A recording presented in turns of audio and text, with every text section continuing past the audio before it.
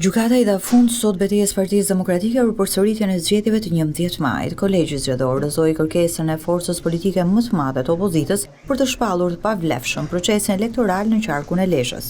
Kolegji zgjedhor, në zbatim të nenit 158 pikat 2 dhe 3 të tij, vendosi rrezimin e paditësit të pambështetur në prova dhe në ligj.